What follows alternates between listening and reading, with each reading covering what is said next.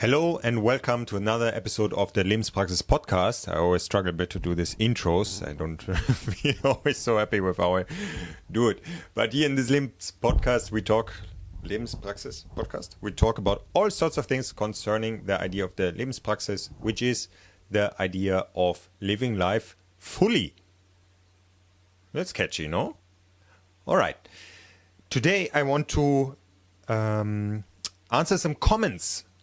I want to answer some comments here in the podcast, and I got many great comments throughout the weeks and months that I haven't answered to, and I will now answer comments back to podcast number 10, episode number 10, Connecting Practice and Family.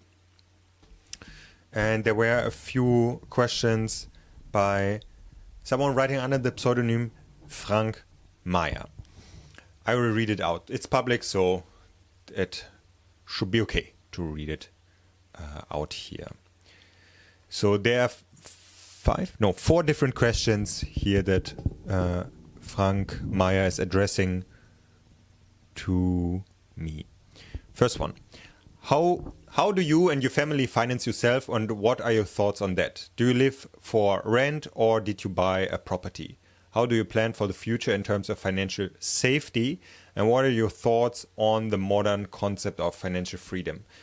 As a goal, by taking smart financial decisions now, saving and investing to profit in, let's say, 20 plus years. If so, what methods do you use? I mean, in the modern world, we all or most of all need to work and do something to get money, and for many people, including myself, life would be different if you don't have to worry about money, especially regarding the future, when there maybe will come a time when you might not have as much power, etc., as you have now when you're still kind of young. Therefore, many people in our society approach the mentality to work a lot now to profit from it later in life. Okay, yeah, exactly. This is our normal thing. No, now we work a lot and later we retire. It makes sense because when we're 80 years old, we cannot work as well when we are 20 years old, although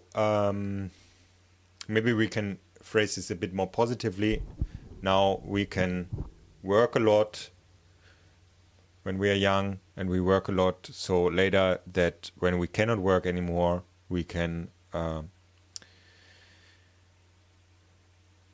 we can reap the fruits of our work and spend our last years not working and still being able to get our food, etc. Even if we would have had no family, because that was what was before we had things like retirement money. What we had, no families that were providing for us, and if someone had no family, then other people had to take care of the person, but also people were not getting as old as nowadays. How do you and your, I can answer a few questions directly. How do you and your family finance yourself? Yeah, just through working. All right. Great answer. Yes, we work, and this is how we like nothing special. Like there's no special answer here, and and you know what my work is. It's this. Sign up to my Patreon. Yeah, then I can finance myself here. So don't be a free rider. Do you live for rent or did you buy a property? We live for rent, but it's family owned. We live in a very nice situation compared to the standard, I would say, where families are very separated. We live close to some of my family members, and we live there for rent. With rent and buying property, I have some quick thoughts. Sometimes it's said that often it's better to actually rent financially, but I feel there are two things that I like a lot about owning a property. I don't own a property, but in my family there is property owned, so I know how that feels. That when you own a property, you take care of it in a different way, and you can be creative there in a different way. And that's the layer that is not talked about when people just talk about the money aspect. Also, it depends very much where you live. People usually talk about this living in the city, and in many cities like Berlin is one of them, especially in the city center. It makes more sense to rent something compared to buying something from what, the Excel tables say, where you put a certain number of years of rent versus how long it needs to pay mortgage off, and so on and so forth.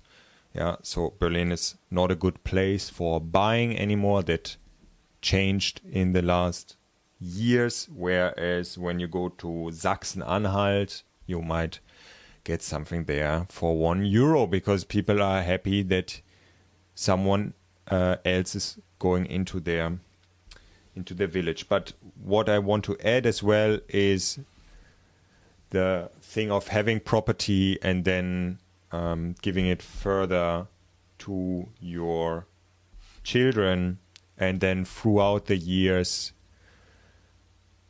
a family is profiting from someone that someone has bought before.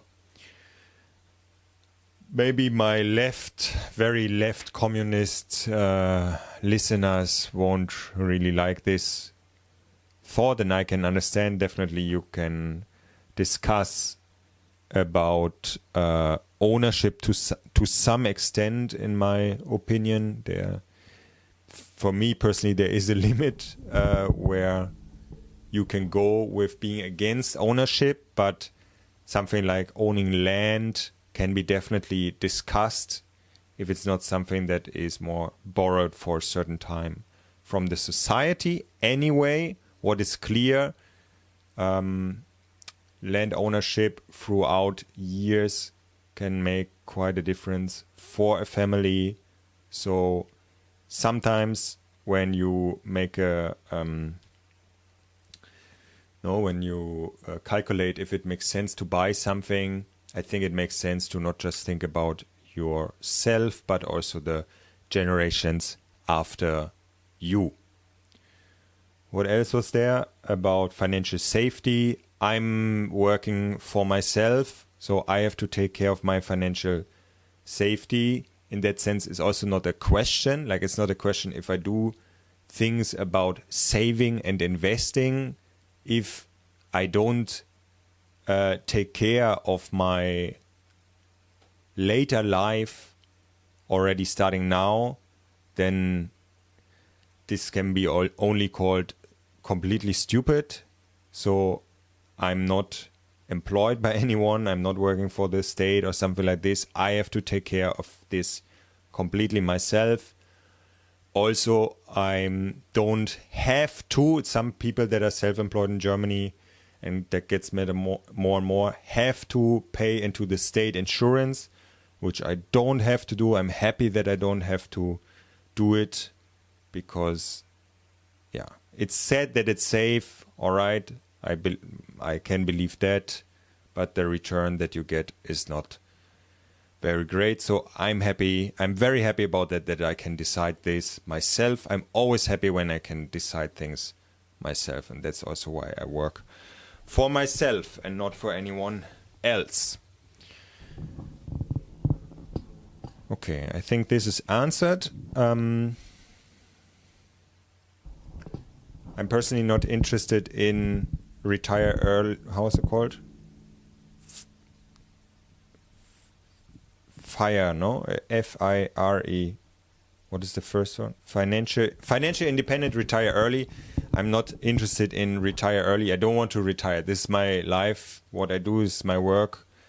I have no plan to do anything else in my life. Yeah, I don't want to, like, I don't know, just sit around or something like this. I'm doing what I want. That's it. Full stop. Yeah. If I would be financially super independent, I would still do this work. Okay. And Sascha and me in the Dialog oder Tod podcast, the German podcast that I have with Sascha, we talked about this a few times already. About the finances. Second, also at this moment in my life, I feel a bit, let's say, disconnected from my job, because I think I would prefer to do a job more passionate like you.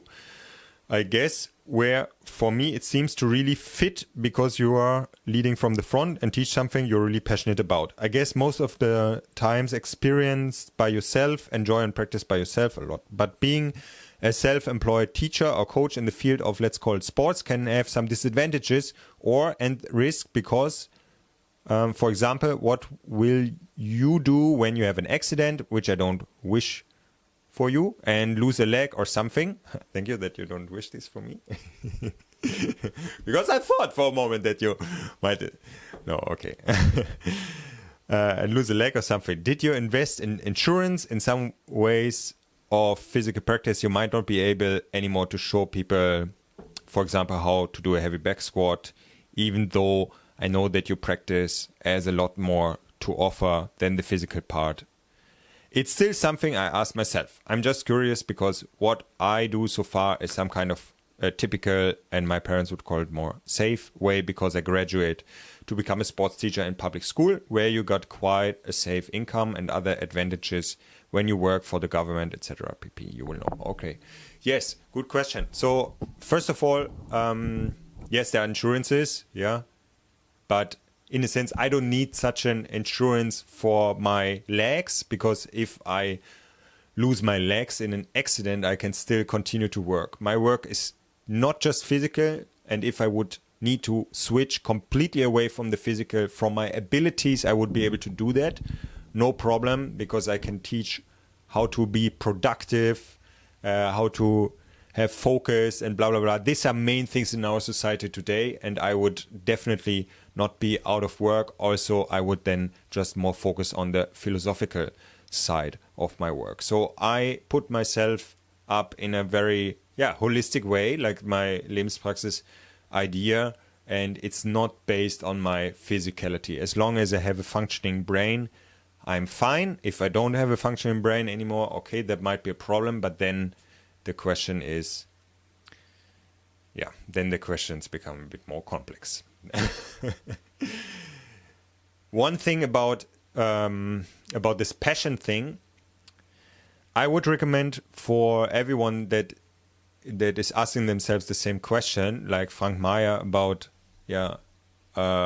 feeling disconnected from your job, like shall I work something that I feel more passionate about, to read the book by Cal Newport, So Good They Can't Ignore You, where he makes the point that the thing is, maybe you should less focus on looking for what you're passionate about, but what can you become good at, and what can you build, where can you build career capital. So this is a term he introduces there, which is your skills and your connections and all of this, which is giving you freedom, and which is also giving you, how can you say, maybe appreciation, in a sense, appreciation for yourself also, that you do something well. Doing something well is important. The notion is that when you do something that you're passionate about, then you also do it well, but probably it's not always true, because things also have to approach with a certain thing. Showing up is not enough.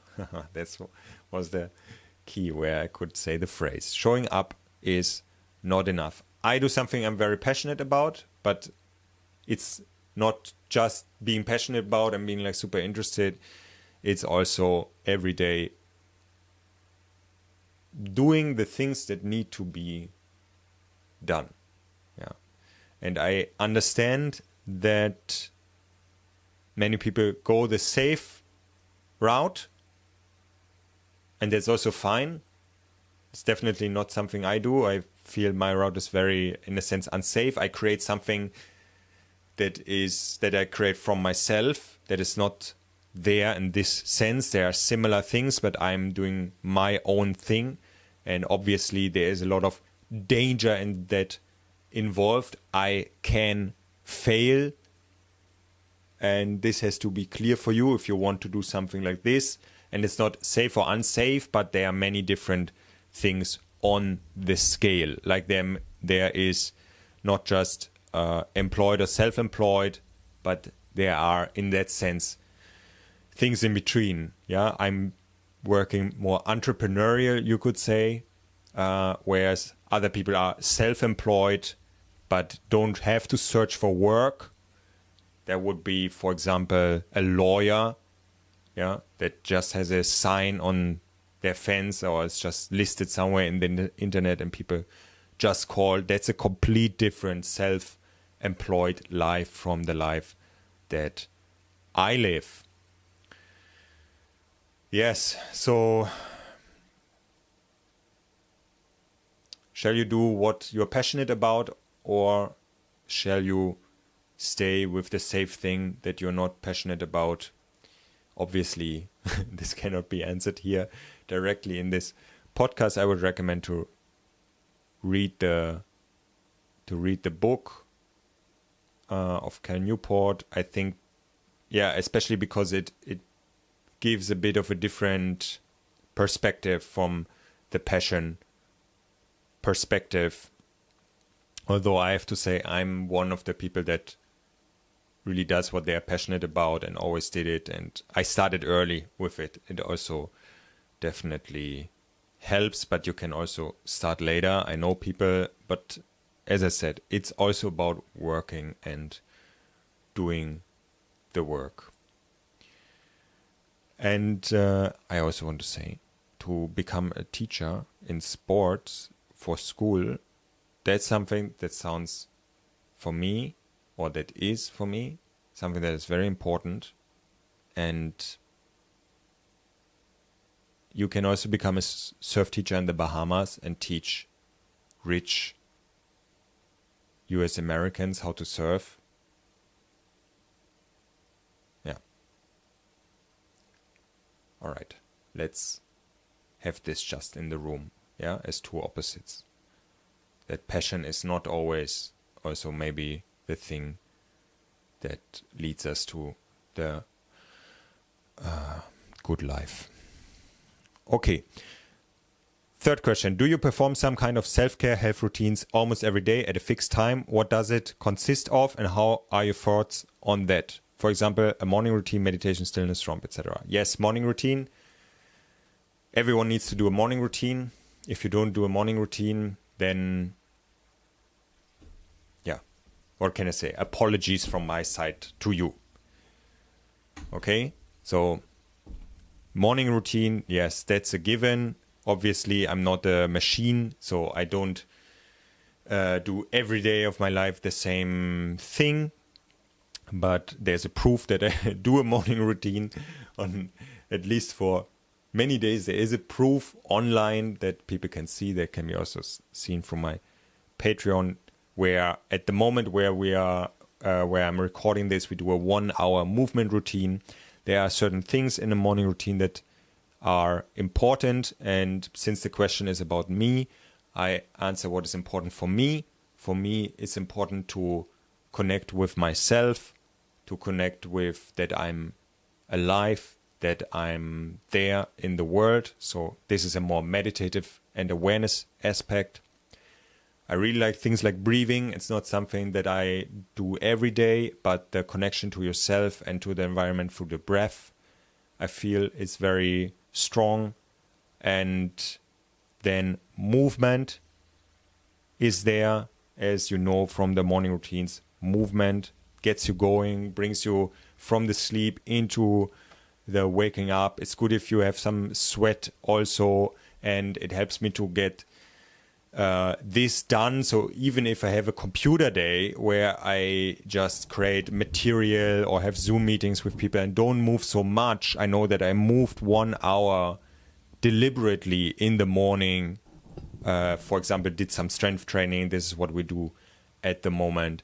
And that's crucial.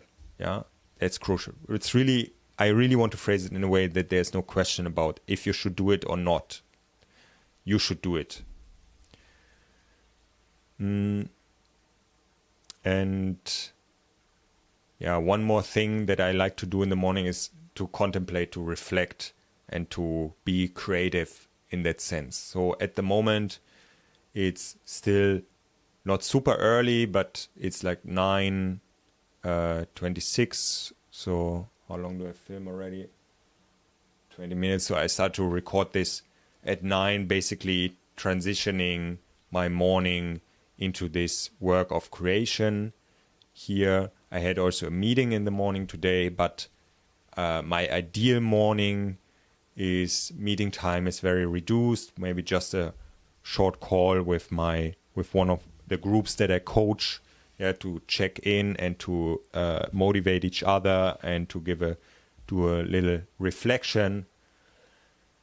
And because I prefer to have the morning, like I said, meditating, moving, and then going into creation and learning directly from there. Morning routine should be done. Morning routine starts in the evening as well. So evening routine is then the second thing that you look at. Own the morning, own the day. Number 4, are you really not using an alarm clock in the morning most of the time? And how can you manage to do this with so many things on your schedule calendar? I think there is a misunderstanding here. Yes, I'm not using an alarm clock. Actually, this morning I was waking up with an alarm clock, and I'm saying this not that it's clear I'm also a human being, and I say, I'm doing this. That doesn't mean there's 365 days a year. When I have the morning routine, I have a backup alarm clock. Most of the days I don't use it. Yeah. But yesterday I went to bed, I would say like 30 minutes later than what would have been super reasonable. Yeah. And then I needed the alarm clock in the morning. Usually I don't. Why do I not need the alarm clock and still can be able to get out of bed at 5:30 or something like this? Because I go to bed early enough. That's it. Yeah, that you don't use an alarm clock doesn't mean that you sleep longer in that sense. You only sleep longer if you haven't slept enough before, number 1. Second, if there's nothing to wake up to. If there's nothing to wake up to, there's nothing you're excited about, and then you don't have an alarm clock. I mean, the alarm clock is also not throwing you out of bed, no? Also, this is why then people snooze.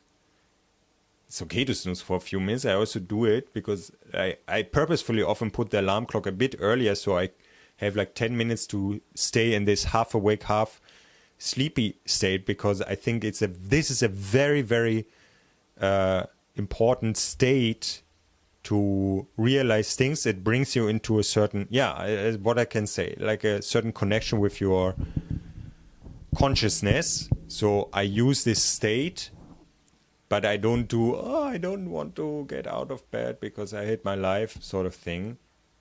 Yeah, I just sleep my around 8 hours, sometimes more, sometimes less. For me, it's around 8 hours, what is good for me. I can also deal with 7 hours well.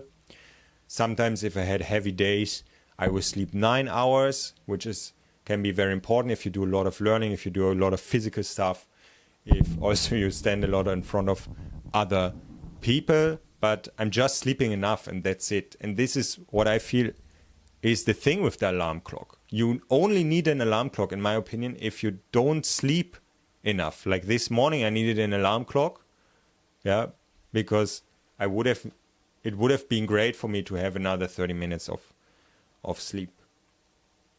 But still I'm here and managed to do things. Okay, that's the thing about the alarm clock. Good, that was number 10 about connection and practice and family. Let's go to the next podcast podcast, which is episode number 11. And this was about focus and importance of and the importance of the environment, where I talk about the book Stolen Focus by Johann Hari. Shoro, this is a pseudonym again, Shoro, writes, happy children need happy adults. Same is to say about happy children in school need happy teachers. But many teachers are not really happy. And even if, as the commenter tells below, the time being teacher in training is the worst thing. Because there is a comment also from Frank Meyer again, where he has talked about the stress that is felt when you're in a referendariat. This is when you are already in school, but you're not the real teacher yet, but you're on the job training. There are worse cases like the young trainee doctor, but it's bad enough. I don't know if you have seen the film Alphabet. Yes, I have, by Erwin Wagenhofer. If not, this film might interest you. Yeah, I thought it was a nice film, a nice documentary. Not the greatest documentary on the planet, but it was okay. In the film, the Deutsche Telekom AG Chief Human Resource Officer and Labor Director Thomas Sattelberger is featured, who says, in the context of schooling, the shortening of life to economics is one of the worst developments of our time. Nice, yes. The school system, like it exists at the moment in countries like Germany, the normal school system gives me the shivers. I find it's terrible how it's done, and I'm happy there are other schools like Montessori, democratic things, and also things like Waldorf. I was on a Waldorf school, like many of you know, but I also appreciate a lot things that have a more open scenario and a more self-responsibility scenario, like the Montessori idea. Okay. Then we have episode number 12, The Fragmented Life, and I want to read comment by Mareike. Mareike always has very nice, thought-provoking comments. One fragmented thought just about the open loop thing. Maybe it is not exactly the same, but recently I often hear the term mental load to describe the load that accumulates through all those open loops. Actually, I somehow like the term open loop. It includes that there is also some possibility involved in the openness of the loop. Maybe someone else brings milk as a surprise. Maybe we create an interesting alternative out of what we have in the house when there's no milk anymore. Maybe while waiting for an information to continue working on a project, a new idea pops up that hadn't been there. If the loop had closed immediately. Sometimes, sorry, I'm not reading very well. Apologies to all the commenters, that I'm not doing this great. Sometimes it surprises me what happens when I'm forced to wait or consciously resist to close a loop immediately. I have to zoom in here. I think it's too small for me. I'm becoming old. For me, closing a loop is often satisfying. Not closing it can make me uncomfortable. Of course, depending on the task. But as you say, obviously, there are many loops we cannot close immediately on our own because we depend on the other people. We need to sleep, eat, do other things. So another question is, how can we deal with those open loops that we cannot close like we would like to? You mentioned 3 strategies to deal with open loops. First, saying no. 2, managing the open loops by using certain methods. 3, staying in the loop, completed directly. Thank you for pinning it down like this, Mareike. In some cases, it might also be interesting to practice being with the openness of a loop or even decide not to close it directly. Maybe the idea of wholeness or defragmentation is just one side of the coin. What if life actually is also fragmented with cracks and loops that do not close? What would that mean for the practice? Yeah, as I said, I appreciate very much thoughts like this, which twist what I talk about around. Very nice. Thought-provoking. Good. Let's keep it standing like this. Oh, now my own podcast is playing here. Okay, we are going to the last one, the episode on loneliness. And let's see what we got here. We have Shoro. Good topic. In addition, I think loneliness is also contributed to the fact that the different population groups are so separated today. I was never more lonely than when I was a young mother, a young mother moving to the city. There were no parent-baby groups like today. I have to zoom in again. Apologies, because I'm so old now. Like today, 20 years ago, and no relatives. And even today, I see especially women alone with their babies or toddlers on the playground or in the park, and the older ones alone on the benches or on a walk. There's no connection anymore, at most if there are relatives and they happen to live in the same place. Ageism does not only hurt older people. Do you, by the way, have mixed age movement groups, or are your groups homogeneous? This I already answered there. I answered not super mixed, unfortunately, mainly 20 to 50-year-old. 50 plus is quite underrepresented in our Berlin training group. Let's see how this will develop through time. Yeah, let's see how it will develop in my training group. Usually the about 50, there's not many people there. People are more below that. In my online coaching, there are people above 50 regularly also. That is definitely something we do. We work with every age group. In the group training, what I saw is at the moment there are a lot of younger people, and for the people that are older, that are like 70 or something, it's sometimes a bit like, okay, the age group is a bit younger here, and then they often don't like it so much. But I would be happy if that gets more heterogeneous through time. That we have lots of different, that we have the full spectrum in age. This problem that we are so separated, I think this also, did I talk about this before in the fragmented life? I'm not sure, but I think that's one of the big things, that there is this huge mobility in where you go, and then one person lives in Australia and the other one lives in Plau am See. And this breeds problems. It's nice that we can be in all these different places, but actually, I mean, not everyone is very connected to their family, but to have your family very close around, I can say this from my own experience, this is very great if you have a good family connection. Yeah, if they're not in a different city, but if they are there in the same city, and even greater if they're just a few meters away.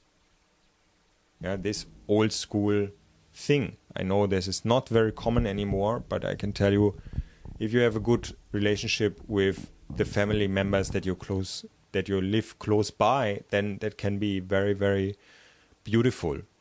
Yeah, but for some reason there's all this like moving away, moving to a different city. There's a lot of mobility, a lot of people that move from smaller cities or villages into the city, and everything is changing, and that creates also partly this loneliness, and also this big separation of work and the normal life, like this computer work stuff or working with big machines and so on, where on the contrary, when we used to be farmers, most of the people used to be farmers, then you were working on the farm there, your kids were around, the animals were around, it was like one big family, and everyone was sort of together and doing their own thing that they needed to do at the same time, and coming together at the dinner table, and also midday, complete different life from what we're living today. Yeah, that one is with the kids Another one is 20 kilometers away in an office or in a factory or whatever. And also, like many people work jobs where they cannot take their kids, where it's hard to even show them or it's so abstract. And okay, enough of negativity. But yeah, that's the world we're living in. We can all try to work against it together. Okay, then apparently I said something that is discussable in this podcast, that Landwirtschaft, who goes under the pseudonym Landwirtschaft here, has commented on. I said that people in school, in the school system, get separated by intelligence. And then he wrote, you probably know better that the separation is not decided by intelligence. It's more a dynamic of structural classism, yeah. And which students simply function well in the system, for example, by being good in traits like industriousness or maybe also just obedience. I answered, it's definitely also decided by intelligence. And with intelligence, I simply mean your ability in things like math, etc., which of course is based also on your industriousness, but also a lot by how you grew up, etc. Here the class comes in, your family, yeah. Intelligence is, like, I don't think it's true to say that it's not decided by intelligence. It's definitely also decided by intelligence. If someone doesn't know how to solve math problems, I mean, then you can be industrious and learn it, yeah, and you can be obedient. But one thing that it comes down to is that you show that you can do enough to go then to the more difficult school compared to the less difficult school. And of course, it's important to show your industriousness and so on and so forth. But yeah, I think it goes a bit too far to say it's also not about intelligence in this way that I'm using it. Yeah, in a sense, your quickness in understanding things. So if your industriousness is how well you are sticking with things and working on it, then I would say there's another thing, which is your quickness, which you learn also, which you get better through industriousness, through the experience. But I'm not 100% sure if we can say that we come to the world as like a blank canvas and then what happens is shaping us. I'm a bit careful with it. So I'm not sure if everyone, let's say, can become a world-class mathematician or something like this. Maybe. I'm not saying that this cannot be true, but unsure about it. So I feel okay with how I use the word intelligence there. I'm open for discussion, definitely. Good, let's continue. I like the thought by Simon. I like the thought about the Unverbindlichkeit and the Verbindlichkeit. Yeah, so how do you say? Decisiveness and undecisiveness. Especially in cities, a lot of Unverbindlichkeit, undecisiveness. Today here, tomorrow there. Dating this person today, another one tomorrow.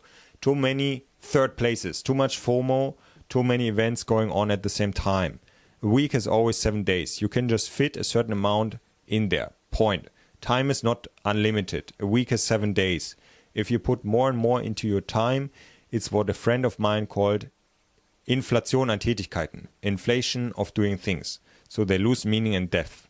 Life is something more clear on the countryside, more steady and verbindlich, decisive, because you see people again. Would like to hear more how you think the combination of the three places works nowadays. Homework and third places together. How are you feeling with this? First of all, how I feel about this is also that there is a danger as well. What I think doesn't work for many people is to do home office. Now there was Corona, now there was a lot of home office, and I think many people are not doing this well. Yeah, the focus that is needed for good work can often not be achieved in a place where many other things are happening. This is why I don't do home office in that way. I have places where I work which are very close to where I live. For example, they are just 10 meters away. Yeah. But I don't work in my actual apartment where I live. I don't do work there. Exceptions prove the rule. But this room where I am, this is not my apartment. This is somewhere else. Okay? And that's very important, that there is the switch. It's the same with training. Yeah, you can train at home, obviously, because you don't need any equipment. And it's great if you can do it. But for many people, it also makes a lot of sense to go to a place where they can be very focused, like a gym or like outside, and not do this at home. So also to have the third place in that sense, and the first place and the home separated from each other because of concentration and because, yeah, it reduces options. So that's focus as well. No, you're at home and then you work on the computer, and then you see you could also take out the dishes, and then you see there is a fridge, and in the fridge there's nice things. And then your partner comes in and says, can you help me moving this furniture? And then it rings on the door and it's the postman, and so on and so forth. Yeah, so the separation of these places is good.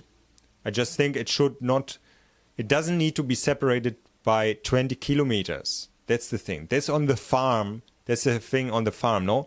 On the farm, the work is outside. And then you have your home. Then you have inside. And this is not where the work happens. Yeah, maybe some computer work, or like nowadays, of course, there's a lot of writing and computer work on farms as well. But let's go back 100 years. Yeah, then all the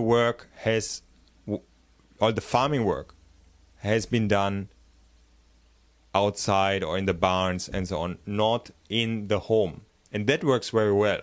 Like you just step out of the door and then there your work is. And that's a different space from the inside space. And then you move 50 meters to the pub or something like that. Or 5 minutes, let's say 5 minutes to the pub, and you meet people there. I would say that's ideal. Yeah, if places are separated but so close to each other. Then I got comments on my Patreon page, and I read that out anonymously, yeah, because it's not public, but I think for both persons, I know both of them, so I think I can, from how I know them, it's okay if I read this. It's anonymous anyway.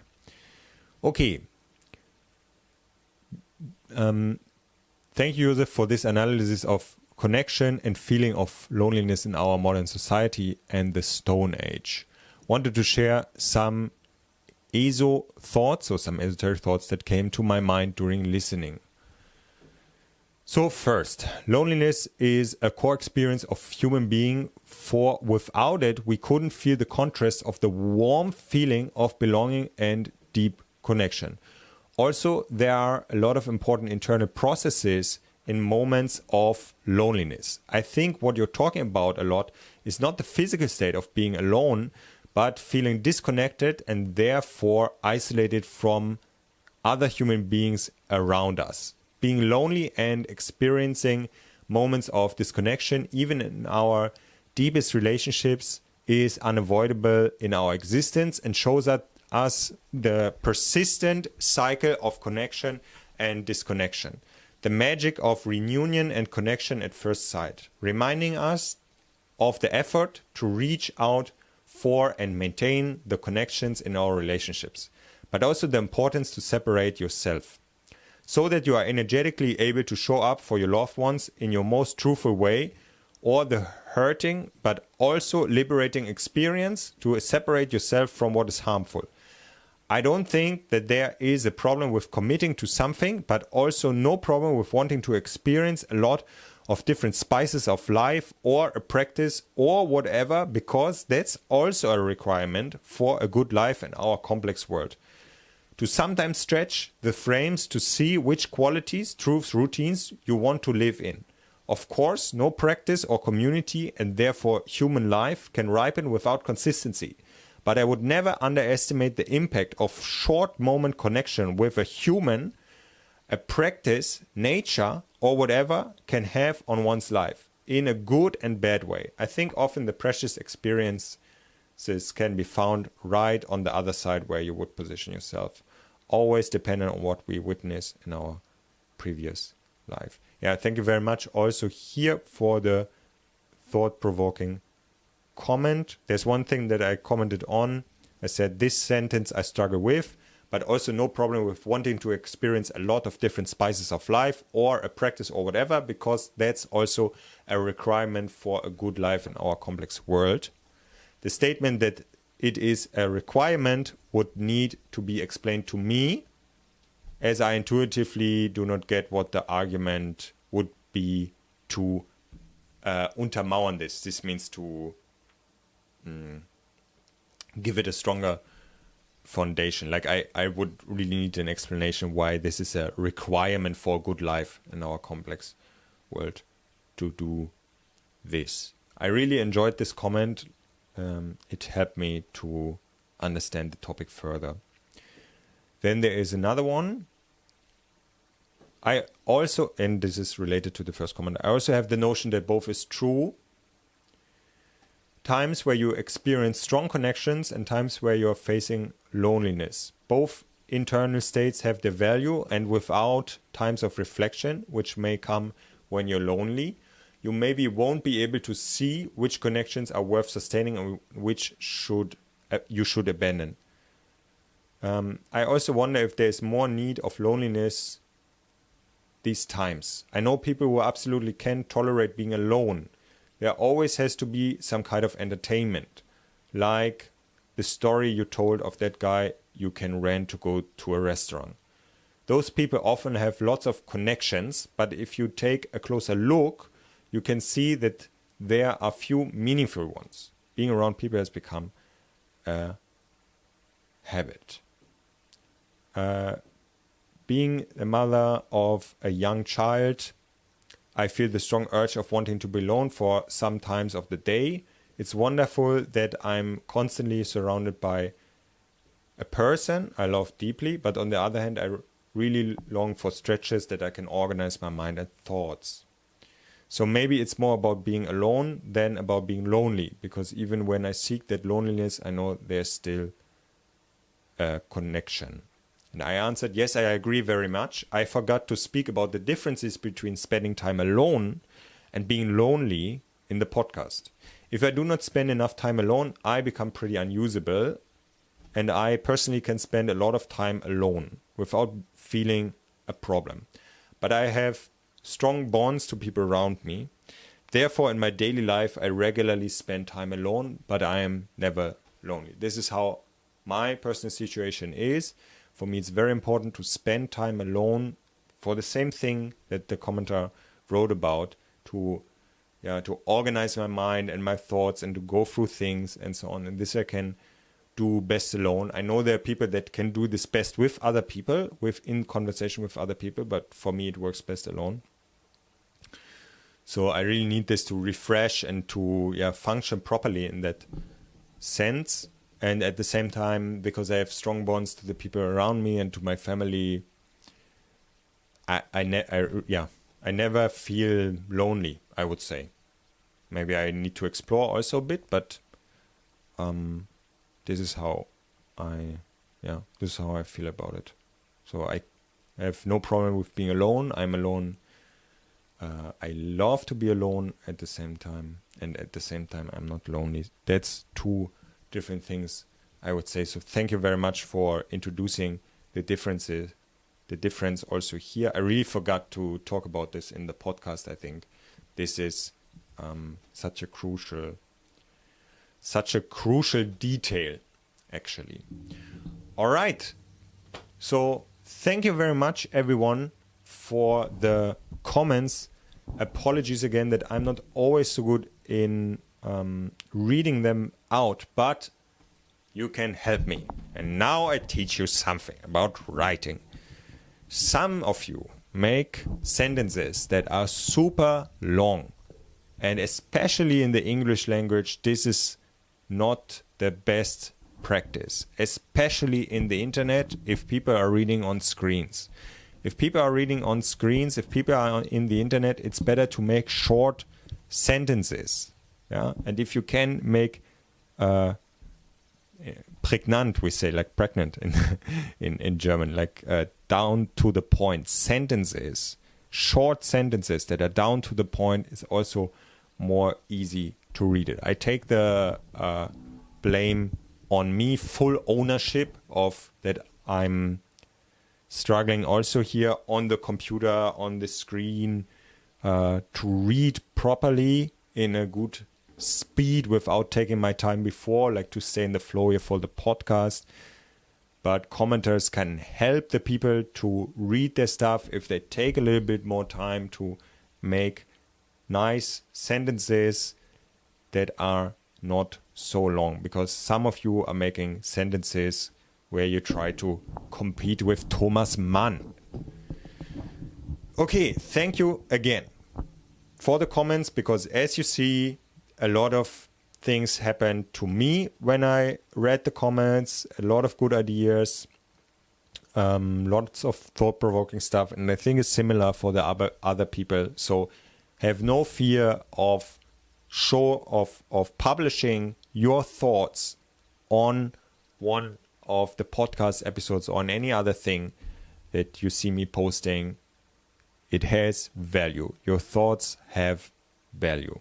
You can also write me an email with your comment. Please put the word podcast in the subject of the email so I can always easily find it later again if I do another episode like this where I answer on comments. Short reminder about Patreon and about supporting the work, and that there is the morning routines happening through Patreon. And if you don't do a morning routine, then God have mercy on your soul. Ciao.